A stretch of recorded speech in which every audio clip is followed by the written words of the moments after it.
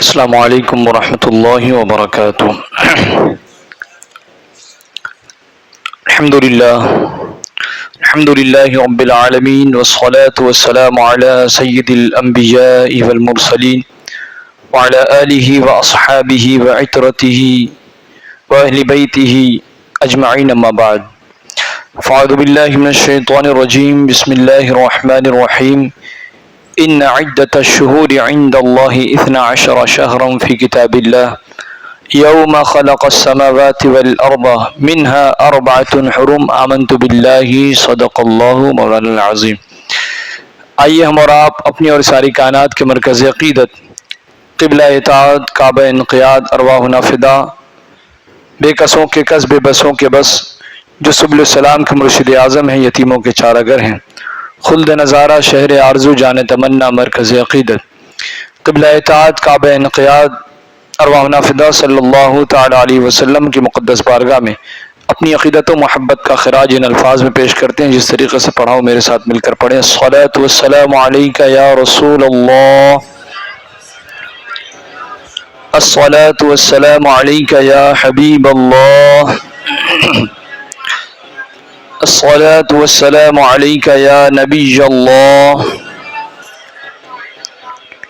الصلاۃ والسلام علیک یا نور اللہ، صلی اللہ تعالی علیہ وسلم۔ اللہ تعالیٰ کا بے پناہ فضل ہے، اس کا کرم ہے، اس کی عطا ہے کہ اس نے ہمیں اور آپ کو یہ توفیق بخشی کہ ہم اور آپ اس کے گھر میں معمول کے مطابق حاضر ہوئے ہیں۔ اللہ تبارک و تعالی ہم سب کی حاضری کو اپنی بارگاہ میں قبول فرمائے اور ہم سب کو اجر عظیم سے مالا مال فرمائے۔ بڑا ہی بہترین سودا ہے بندہ درود پاک پڑھے، اور یہاں بندہ درود پاک پڑھتا ہے وہ حضور علیہ الصلوۃ والتسلیم پر حضور علیہ الصلوۃ والتسلیم پر درود پاک پڑھتا ہے، اللہ کے مقدس فرشتے اس پر رحمت بھیجتے ہیں، اور وہ ایک بار پڑھتا ہے فرشتے اس پر 10 بار رحمت نازل فرماتے ہیں۔ اللہ کی طرف سے حکم ہوتا ہے کہ اس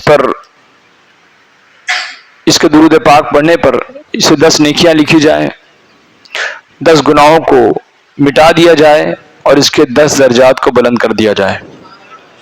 تو ایک بار پڑھ رہا ہے اور فضیلت 30 باتوں کی اسے مل رہی ہے۔ اس طریقے سے ہمیں چاہیے کہ ہم درود پاک کثرت کے ساتھ پڑھیں۔ درود پاک کا پڑھنا بے پناہ فضیلتوں کا حامل ہے۔ خود اللہ تبارک و تعالی، سنت الہی ہے، اللہ تبارک و تعالی خود اپنے حبیب پر درود پاک بھیجتا ہے۔ جب اللہ تبارک و تعالی اس عظیم کام کو اللہ تبارک و تعالی خود انجام فرما رہا ہے تو وہ ایمان والوں کو مخاطب فرماتا ہے اور وہ کہتا ہے کہ بے شک اللہ اور اس کے فرشتے بھیجتے ہیں، لہٰذا اے ایمان والوں تم بھی بھیجو۔ تو بڑا ہی بہترین عمل ہے، ہمیں چاہیے کہ ہم اسے انجام دینے کی کوشش کریں۔ جمعہ کا دن سید الایام ہے، ہر دنوں کا یہ سردار ہے، اور جب دنوں کا سردار ٹھہرا تو اس میں اعمال بھی اچھے ہونے چاہیے، کام بھی اچھا ہونا چاہیے، اور جو جس قدر اچھے کام کرے گا اللہ تبارک تعالیٰ اسے اس کے عوض میں بہترین اجر اور بدلہ عطا فرمائے گا۔ جمعہ کا دن بڑی فضیلتوں کا ہے۔ دنیا کا وجود ہوا تو وہ جمعہ کا دن تھا، اور قیامت قائم ہوگی تو وہ جمعہ کا دن ہوگا۔ اس لیے جو جمعہ کا دن آیا کرتا ہے یہ ہمیں کہیں نہ کہیں ہماری آخرت کی یاد دلایا کرتا ہے۔ ہمیں چاہیے کہ ہم اس دن کا پوری طریقے سے اہتمام کریں، اس کی برکتوں سے مالا مال ہوں اور اسے پوری طریقے سے منانے کی کوشش کریں۔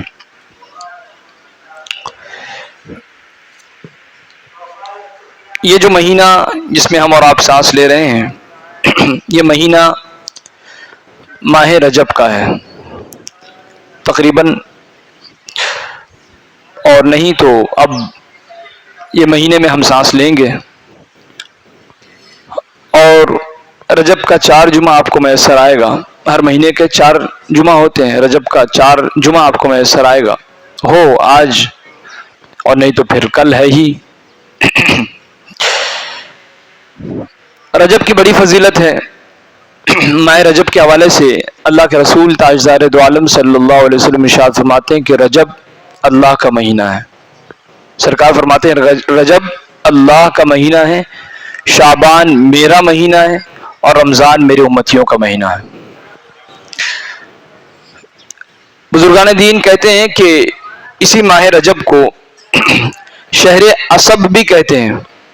عصب مطلب قبولیت والا مہینہ، یعنی جو دعائیں اس میں کی جائے، جو نیک عمل اللہ کی بارگاہ میں پیش کیا جائے، وہ تمام اعمال اللہ تبارک تعالیٰ قبول فرما لیا کرتا ہے۔ اس لیے یہ ماہ رجب ہے اور اس کی بڑی فضیلت ہے۔ جس قرآن پاک کی تلاوت کا میں نے شرف حاصل کیا، اللہ کے نزدیک مہینوں کی جو تعداد ہے وہ 12 ہے، اور اللہ کی کتاب میں اس کا ذکر اللہ تبارک تعالیٰ نے پہلے فرما دیا جب سے اس نے آسمان اور زمین بنائے، اور پھر جو ہے ان 12 مہینوں میں سے اللہ تبارک تعالیٰ نے 4 مہینے حرمت والے متعین کر دیا کہ یہ 4 مہینے عظمت والے ہیں۔ ان میں سے ایک مہینہ ماہ رجب المرجب کا ہے۔ اس آیہ کریمہ کی جس آیہ کریمہ کی میں نے تلاوت کا شرف حاصل کیا، اس کا شان نزول یہ ہے کہ فتح مکہ سے قبل مسلمانوں نے مدینہ منورہ سے مکہ معظمہ کا قصد کیا، یعنی وہ پہلے مکے سے نکلے اور مدینے آئے، ہجرت کیا۔ اب مدینے میں رہنے کے بعد حالات سازگار ہو گئے، لوگ کافی مسلمان ہو چکے تھے، اوائل کا دور تھا اور کثرت کے ساتھ مسلمان لوگ وہاں پر موجود تھے، اور اب خوف بھی نہیں تھا کہ دشمن یہاں ہمیں کچھ کر سکیں گے۔ اب اللہ کا حکم پاتے انہوں نے ارادہ کیا کہ اب چلیں گے مکے، تو مکے کا ارادہ کر کے نکلے۔ اب آپس میں یہ حضرات کہنے لگے کہ ہمیں اندیشہ ہے کہ کفار مکہ کہیں حرمت والے مہینے میں لڑائی کرنے پر ہم سے آمادہ نہ ہو جائیں۔ خوف یہ تھا کہ ہم جا تو رہے ہیں لیکن کہیں ایسا نہ ہو کہ یہ مہینہ حرمت والا ہے، عظمت والا ہے، لڑائی وغیرہ نہیں کرنی ہے، بچنا ہے، ان چیزوں سے پرہیز کرنا ہے، کہیں ایسا نہ ہو ہم تو پرہیز کر رہے ہیں لیکن کفار مکہ ہمیں دیکھ کر کہیں ایسا نہ ہو کہ ہم سے لڑائی شروع کر دیں، جنگ و جدال شروع کر دیں، قتال شروع کر دیں۔ تو یہ خدشہ انہیں واقع لاحق ہوا۔ اس وقت اللہ تبارک و تعالیٰ نے یہ آیہ کریمہ نازل فرمائی اور بتایا کہ اللہ تعالیٰ کے نزدیک مہینوں کی جو گنتی ہے وہ 12 ہے، اور پھر جو ہے ان میں حرمت والے جو مہینے ہیں وہ 4 ہیں۔ پھر بیان فرمایا، یعنی مفسرین نے اس کی تعویل اور تشریح اور تفسیر بیان کی، وہ یہ کہا کہ رجب، ذی القعدہ، ذی الحجہ اور محرم، یہ 4 مہینے جو ہے حرمت والے ہیں، لہٰذا اس کا احترام کرنا چاہیے، ادب کرنا چاہیے، اور اس کے ساتھ ساتھ فقط اسی کا نہیں بلکہ سارے مہینے اللہ کے ہیں، بطور خاص ان 4 کا اہتمام کرنا چاہیے، احترام کرنا چاہیے، صدقہ، خیرات، نمازیں، عبادت، دیگر تمام جائز اور مستحب کام، بہتر کام، نیک کام کیا جانا چاہیے، اور ہر برے کاموں سے بچنا چاہیے۔ اللہ تعالیٰ نے ان 4 مہینوں کو خاص فرمایا تاکہ ان مہینوں کی عظمت و حرمت ظاہر ہو جائے، کہ کتنے عظمت والے ہیں، کتنی اہمیت والے ہیں، یہ جو ہے یہ بات ظاہر ہو جائے۔ اس طریقے سے بے شمار اس کی فضیلت ہے، اور آپ انشاءاللہ اس کی فضیلتیں سماعت کرتے رہیں گے اور کچھ نہ کچھ سیکھتے رہیں گے۔ سال بھر جو ہے آپ خطاب سنتے رہتے ہیں، تو کبھی کبھی مزاج جو ہے وہ نہیں بنتا کہ کسی موضوع کے حوالے سے گفتگو کی جائے، لیکن چونکہ ایک ذمہ داری بھی ہوتی ہے، لہٰذا ذمہ داری کے تحت کچھ باتیں جمعۃ المبارکہ میں آپ کے گوشے گزار کرنا یہ ضروری ہوا کرتا ہے، تاکہ اس کے ذریعے سے ہم اپنی اصلاح کر لیں۔ جمعہ کی جو یہ تقریر ہوا کرتی ہے، خطاب ہوتا ہے، یہ دراصل پورے ہفتے کا جو ہمارا شیڈول جو ہے، پورے ہفتے کی جو مصروفیات ہے، سرگرمی ہے، اسے متعین کرنے کے لیے کیا جاتا ہے۔ اب اس ضمن میں ہمیں چاہیے کہ جب ہم اپنے مقررین سے، خطبہ سے کچھ باتیں جب سیکھ لیں، سن لیں، تو ہمیں چاہیے کہ اس پر عمل کرنے کی کوشش کریں، اور ہفتے بھر میں جو کام کرنا ہے ہمیں ان چیزوں پر گہری نظر ہماری ہونی چاہیے کہ ہم کیا کرنا ہے ہمیں اور کیا نہیں کرنا ہے۔ اسی طریقے سے اجتماعات ہوتے ہیں، اور روزانہ درس کی محفل ہوتی ہے، درس میں بھی آپ بیٹھتے ہیں، سنتے ہیں، سیکھتے ہیں۔ ایک روایت ہے کہ حضرت علی رضی اللہ تعالیٰ عنہ سے روایت ہے کہ رسول کائنات صلی اللہ علیہ وسلم نے ارشاد فرمایا کہ رجب کا مہینہ عظمت و بزرگی والا مہینہ ہے۔ رجب کا مہینہ عظمت و بزرگی والا مہینہ ہے، جو شخص اس کا ایک روزہ رکھے گا اس کو 1000 برس کے روزوں کا ثواب عطا کیا جائے گا۔ ایک روزہ اگر رکھے تو 1000 برس کا، 2 روزہ رکھے تو نہ جانے کتنا، 3 روزہ رکھے، اس طریقے سے اس ماہ مبارک میں اور آئندہ ماہ شعبان میں اور اس طریقے سے ماہ رمضان میں، ان تمام یہ جو 3 مہینے بطور خاص ہیں، ان مہینوں میں روزہ رکھنے کی بڑی فضیلت ہے۔ اگر آپ کی صحت اس بات کی اجازت دیتی ہو تو آپ اس مہینے میں بھی روزہ رکھیں، قدرت ہو، استطاعت ہو، برکتیں حاصل کرنا چاہتے ہو تو کثرت کے ساتھ اس میں روزہ رکھیں۔ اور 1 تاریخ چاند ہونے کے بعد 1 تاریخ کو روزہ رکھنا یہ بڑی فضیلتوں کا حامل ہے۔ اس طریقے سے 26ویں تاریخ کا جو روزہ ہوتا ہے تو 26 یا 27 دونوں میں سے یہ بھی بڑی فضیلتوں کا حامل ہے، تو ہمیں چاہیے کہ ہم روزہ رکھیں۔ اور ویسے بھی روزہ جو ہے اللہ تبارک تعالیٰ کو بے انتہا پسند ہے۔ بندہ اس میں کھانے پینے کی چیزیں موجود ہونے کے باوجود کھاتا نہیں ہے، پیتا نہیں ہے اور اپنے رب کو راضی کرنے کے لیے عبادتیں کرتا ہے، اللہ تبارک تعالیٰ اس سے بہت خوش ہوتا ہے۔ اور یہی حال ماہ رمضان کا ہے کہ تمام چیزوں کی دستیابی کے باوجود، تمام چیزیں موجود ہونے کے باوجود بندہ اللہ کے خوف سے نہ کھاتا ہے، نہ پیتا ہے، نہ اور دیگر جو حلال چیزیں اس کے لیے موجود ہوتی ہیں ان تمام چیزوں سے پرہیز کرتا ہے اور فقط جو ہے اللہ کے حکم کی بجاوری کرتے ہوئے اللہ کو راضی کرنے کے لیے تمام کام کرتا ہے۔ اللہ تبارک تعالیٰ اس سے خوش ہو جاتا ہے اور انعام کے طور پر ماہ رمضان کے روزے کی فضیلت کے انعام کے طور پر اللہ تعالیٰ فرماتا ہے کہ اے بندے اب جزا کیا تلاش کرے گا، لے دیکھ تیری جزا جو ہے میں ہی خود تیری جزا بن جاتا ہوں۔ تو یہ روزہ بھی بڑے کمال کی عبادت ہے، ہمیں چاہیے کہ روزہ رکھا کریں اور بطور خاص اس ماہ مبارک میں۔ اس طریقے سے جس نے رجب کے 2 روزے رکھے اس کو ایسے 10 صدیقوں کا ثواب ملے گا، سچے لوگوں کا، جو اپنی لمبی عمر کے ساتھ صدیق بنے رہے، سچے بنے رہے، نیک بنے رہے، اور وہ خود صدیقین کے ساتھ جنت میں اللہ کے حکم سے چلا جائے گا۔ اور جس نے 3 روزے رکھے تو اس کے افطار کے وقت اللہ تعالیٰ فرمائے گا کہ بے شک میرے بندے کا حق واجب ہو چکا ہے، لہٰذا میری محبت اور دوستی اس کے لیے واجب ہو چکی ہے۔ اے میرے فرشتوں، میں تمہیں گواہ بناتا ہوں کہ میں نے اس کے تمام اگلے پچھلے گناہ کو معاف فرما دیا۔ بڑی فضیلت ہے، ہمیں چاہیے کہ ہم اس مہینے کا احترام کریں اور اس میں کثرت کے ساتھ روزے رکھیں، گناہوں سے پرہیز کریں۔ جو شخص رجب کے 30 روزے رکھے گا، 1 روزہ رکھنا اپنی جگہ فضیلت کا حامل ہے، 2 روزے رکھنا، جو ماہ رجب کے 30 روزے رکھے گا تو ایک منادی پکارنے والا آسمان سے پکارے گا کہ اے اللہ کے ولی، اے اللہ کے دوست، اے اللہ کے ولی، کرامت عظمیٰ کی آپ کو بشارت ہو۔ اللہ تعالیٰ نے عظیم کرامت سے آپ کو نوازا۔ حضور اقدس صلی اللہ علیہ وسلم سے دریافت کیا گیا کہ یہ کرامت عظمیٰ کیا ہے جس کی بشارت دی جا رہی ہے، یہ کرامت عظمیٰ، یہ عظیم کرامت ہے کیا جس کی بشارت اس بندے کو دی جا رہی ہے؟ تو حضور علیہ الصلوۃ والتسلیم نے ارشاد فرمایا کہ اللہ عز و جل شانہ کا وہ دیدار کرے گا، مچل کے کہہ دیں، اور انبیاء علیہ الصلوۃ والتسلیم اور شہداء اعظام کی رفاقت کرامت عظمیٰ ہے، یعنی ان تمام کا اللہ تبارک تعالیٰ انہیں دوست بنا دے گا، انبیاء علیہ السلام کا، بزرگان دین کا۔ تو جب ان کی بزرگی، بزرگان دین کا، انبیاء علیہ السلام کا جب اسے معیت ملے گی، انہیں ساتھ ملے گا تو وہ کتنا خوش نصیب ہوگا، وہ محروم نہیں ہوگا بلکہ خوش نصیبوں میں اس کا نام چڑھ جائے گا انشاءاللہ۔ تو بڑی فضیلت ہے اور ہمیں چاہیے کہ ہم ان فضیلتوں کو سننے کے بعد نیک کام کثرت کے ساتھ کریں۔ اسی مہینے میں، اس مہینے کی 6 تاریخ کو سلطان الہند عطائے رسول حضرت خواجہ غریب نواز رحمۃ اللہ تعالی علیہ کی تاریخ وصال ہے۔ ایک عظیم بزرگ ہندوستان میں آج لگ بھگ 850 سال سے وہ اس سرزمین پر انہوں نے اپنی آپ کو وقف کیا اور اللہ اور اس کے رسول کے حکم کو نافذ کرنے کے لیے وہ کہیں سے کہیں چل کر یہاں پر ہندوستان پہنچے اور مخلوقان خدا کے دل پر حکومت کی اور بندوں کو رب سے ملایا.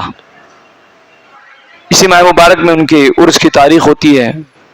صاحب کشف ہیں، صاحب کرامت ہیں، اور وہ ایسے تھے کہ جو نظر ڈال دیں تو بندہ ولی بن جائے، جس پر ان کی نظر پڑ جائے تو وہ ولی بن جایا کرتا تھا. تو حضور غریب نواز علیہ رحمت و رضوان ایک بہت بڑی شخصیت کا نام ہے.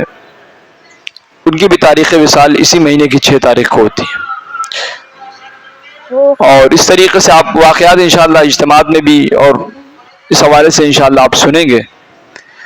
اور پھر اسی مہینے کی 26 تاریخ کو اللہ کے رسول تاجدار دو عالم صلی اللہ علیہ وسلم کو اللہ تبارک تعالیٰ نے زمینی اور آسمانی سفر سے سرفراز فرمایا، مشرف فرمایا، اور اللہ تبارک تعالیٰ نے معراج جیسا اہم تحفہ آپ کو عطا فرمایا. معراج میں بے شمار تحفے آپ کو عطا فرمائے.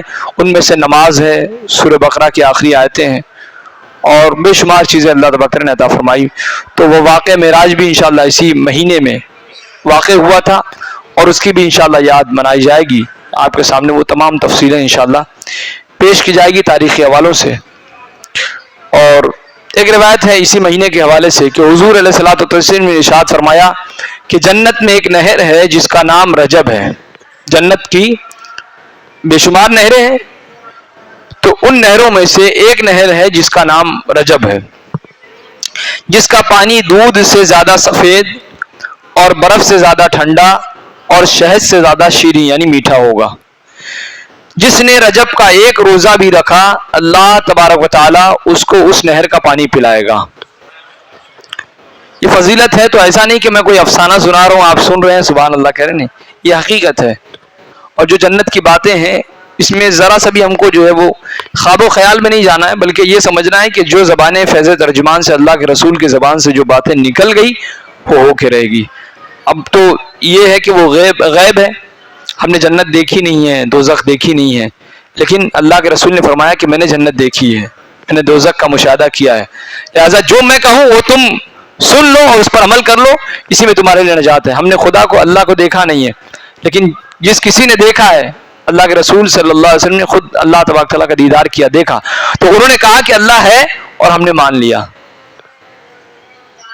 ہم نے تو یہ غیب ہے. اور غیب کی تمام چیزوں پر ایمان لانا یہ ایمان والوں کی خوبیاں ہیں. قرآن پاک میں اللہ تعالیٰ فرماتا الذین یؤمنون بالغیب، جو غیب پر ایمان لاتے ہیں، بن دیکھے ایمان لے آئے ہم. اور یہ بھی ایمان کا ایک بہت بڑا حصہ ہے. تو جنت ہے، دوزخ ہے، قیامت کا دن برپا ہوگا، اعمال پیش کیے جائیں گے، جنتی جنت میں جائیں گے، جہنمی جہنم میں، تمام چیزیں. تو یہ تمام چیزیں جو ہے افسانہ نہیں ہے، حقیقت ہے. بعض لوگ جو ہے وہ یہی الٹی سیدھی باتیں کہہ کے وہ خود اپنا راستہ جو ہے دشوار تنگ کر لیتے ہیں. کبھی کہہ دیتے ہیں کہ یہ سب افسانہ ہے، یہ کیا ہوگا، اسے تسلی کے لیے ہے، تو ایسا نہیں ہے.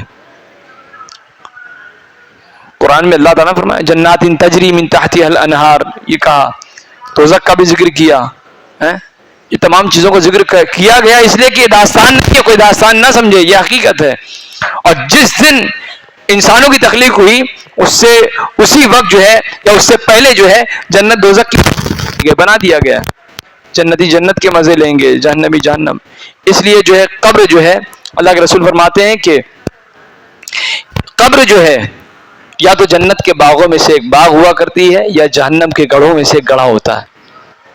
جب اہل ایمان والا نیک بندہ جب مر جاتا ہے، اس دنیا سے چلا جاتا ہے، تو پھر اس کی قبر کا بھی حال یہی ہوتا ہے. قبر میں پہنچتا ہے تو قبر میں پہنچنے کے بعد منکر نکیر کے سوالات ہوتے ہیں. سوالات کے بعد جب وہ جواب دے جاتا ہے تو پھر فرشتوں کا یہ حکم ہوتا ہے، اللہ کی طرف سے انہیں یہ حکم اور یہ اختیار ہوتا ہے. وہ یہ کہہ دیتے ہیں کہ نم کنومت العروس، اب تو ایسے سو جا جیسے جو ہے دلہن سوتی ہے دولہے کے انتظار میں، سو جا.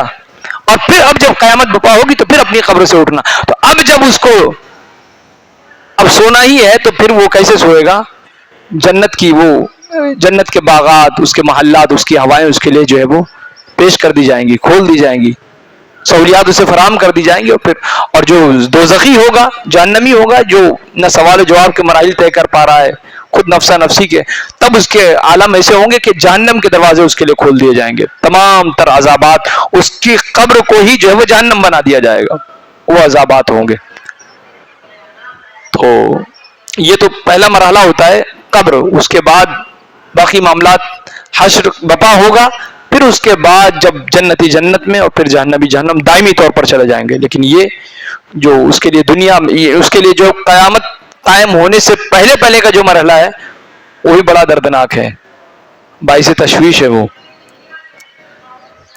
اور بطور خاص بے نمازی کا معاملہ، یا جو شخص حرام کاری کیا ہوگا، برائیوں میں اس کی زندگی گزری ہوگی، تو اسے موت اچھی نہیں آئے گی، اور جب موت اچھی نہیں آئے گی تو پھر وہ حساب اور کتاب کے معاملات میں بھی بہت پریشان ہوگا، اور پھر حال یہ ہوگا کہ پھر اس کی قبر جو ہے، اسی لیے سرکار نے فرمایا کہ یا تو قبر روضۃ من ریاض الجنہ، جنت کے باغوں میں سے ایک باغ ہے، اور نہیں تو حفرۃ من حفر النیران، یا تو پھر جہنم کے گڑھوں میں سے ایک گڑھا ہے۔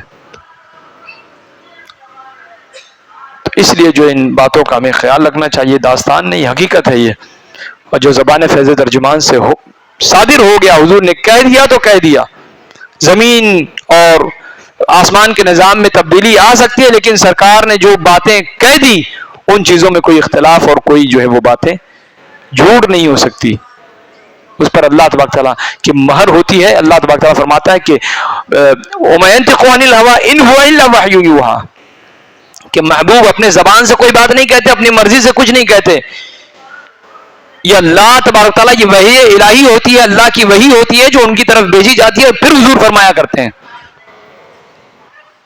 تو یہ تمام باتیں اللہ کے رسول صلی اللہ علیہ وسلم نے فرمایا، تو ہمیں چاہیے کہ ان تمام باتوں کو ہم سنیں، سیکھیں، سمجھیں، اور برائیوں سے بچنے کی حتی الامکان کوشش کریں۔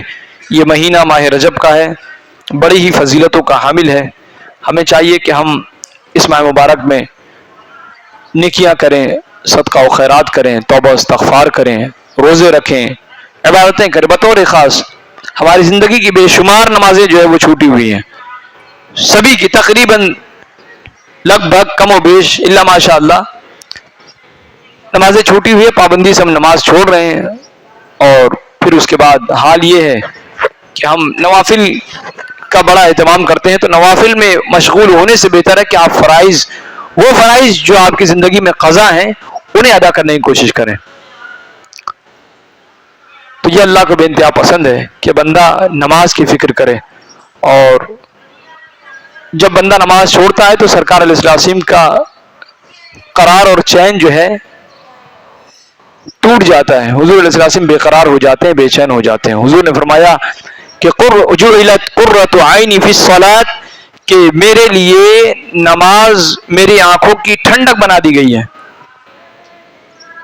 تو جو امتی جو ہے نماز نہ پڑھے گا تو سرکار علیہ الصلوۃ والتسلیم بے چین ہو جاتے ہیں، بے قرار ہو جاتے ہیں کہ میرا امتی ہے لیکن نماز نہیں پڑھتا۔ تو ہمیں چاہیے کہ ہم نماز کی پابندی کریں۔ بڑی معذرت کے ساتھ، آپ بھی تھے، میں تو تھا نہیں، آراس عرس کی تقریبیں مناتے ہیں ہمارے یہاں، اور عرس کی تقریب تو جانتے ہیں کہ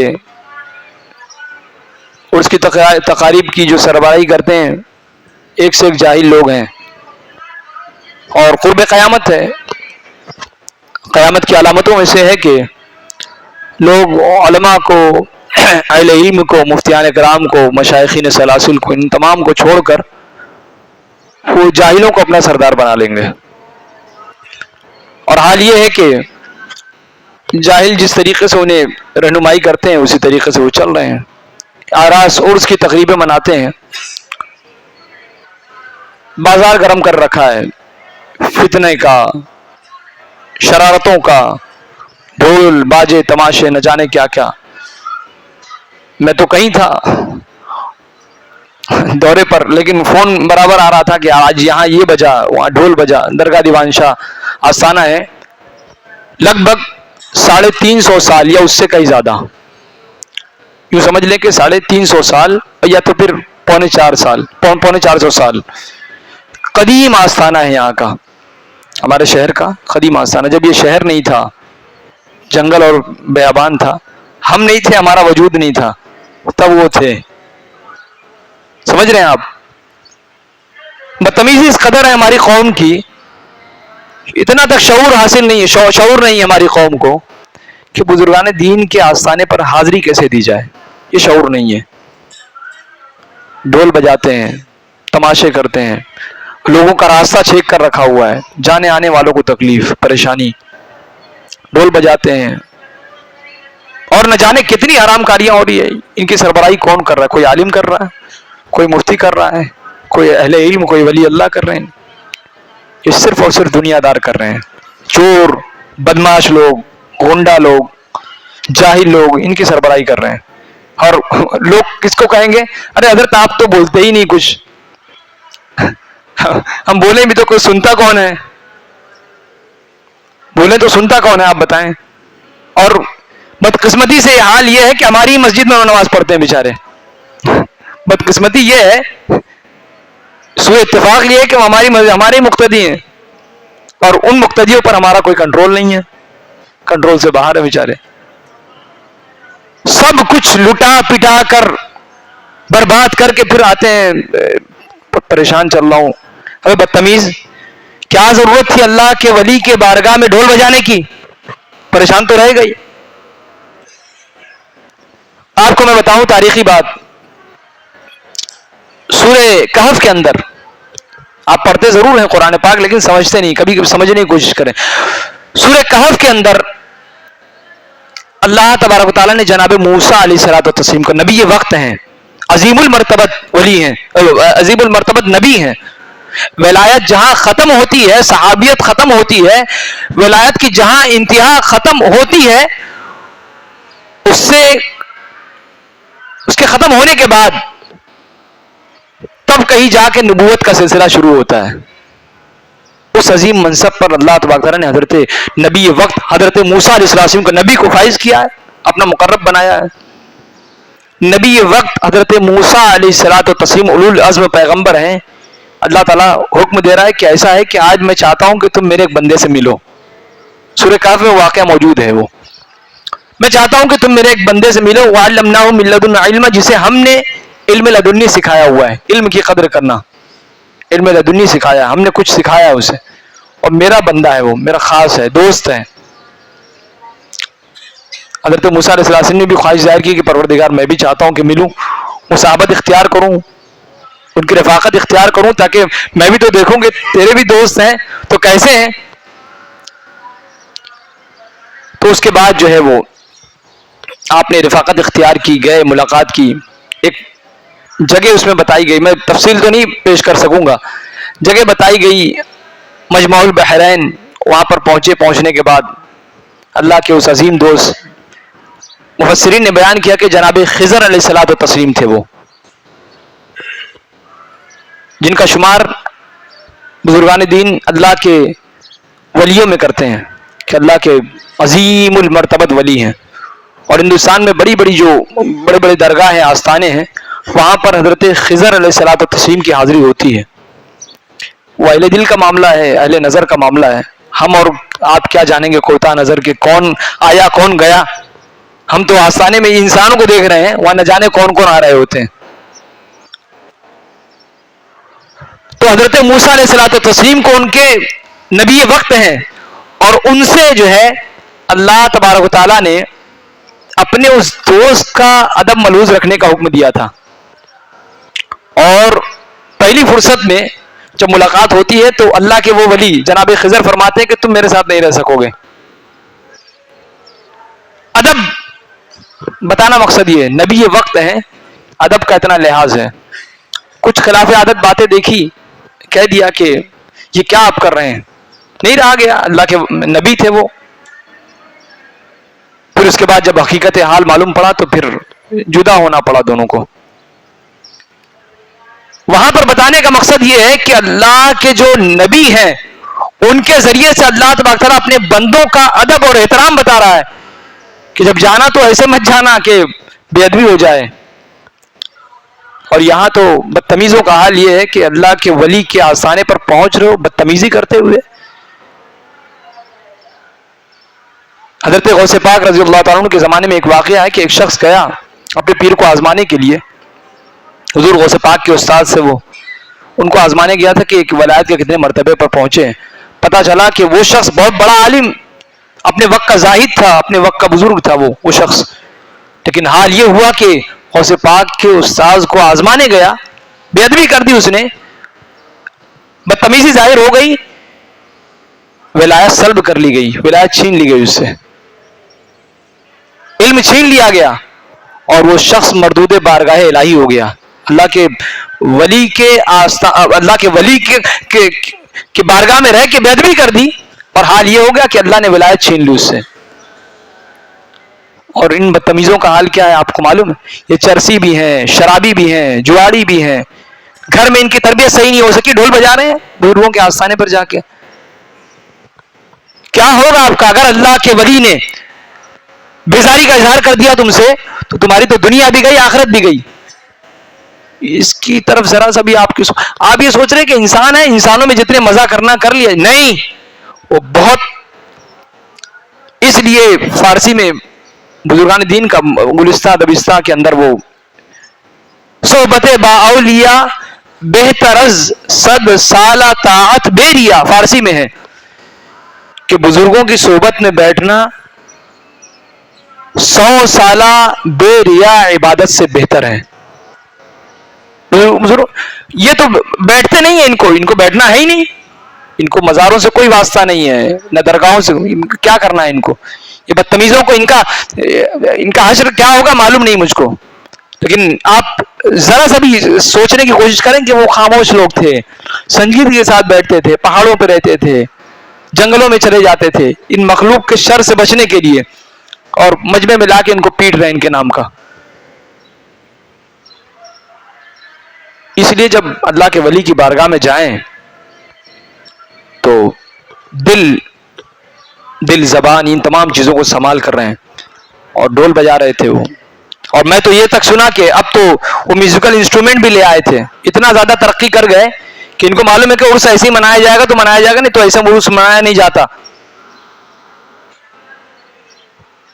تو وہ لے آئے آرکیسٹرا میں جو ایک ہوتا ہے، وہ نہ جانے کیا کیا نام ہے، وہ بجانے والا بھی لے آئے تھے، اور کمی رہ گئی تھی اس کو پورا کر رہے تھے. وہ کون ان کو مشورہ دیتا ہے، کون اللہ بہتر جانے کون ان کی قیادت کر رہا ہے، کیا معلوم. یہ سیدھا جہنم میں جائیں گے. یہ توبہ کریں اور سچی توبہ کریں کہ ہم سے بے ادبی ہو گئی، اور پھر اس کے بعد اللہ کی بارگاہ میں گواہ بنائیں گے پروردگار ہم سے بے ادبی ہو گئی، اب آئندہ ایسا عرس نہیں منائیں گے، ہم ڈھول نہیں بجائیں گے، ہم نہیں. تو یہ پریشان رہیں گے ہمیشہ، ان کے گھر کے حالات صحیح نہیں رہیں گے. یہ انہوں نے بزرگوں کی توہین کی ہے، بزرگوں کے آستانوں کی توہین کی ہے. وہ بزرگان دین جو رات دن ایک کر دیا کرتے تھے اللہ کی عبادت میں، ان کے سامنے ڈھول پیٹ رہے ہیں. یہ جنہوں نے ڈھول سے لوگوں کو منع کیا، آرام کاری سے منع کیا، ان بدتمیزوں کو اتنا شعور نہیں ہے کہ بزرگوں کی بارگاہ کا ادب کیا ہوتا ہے.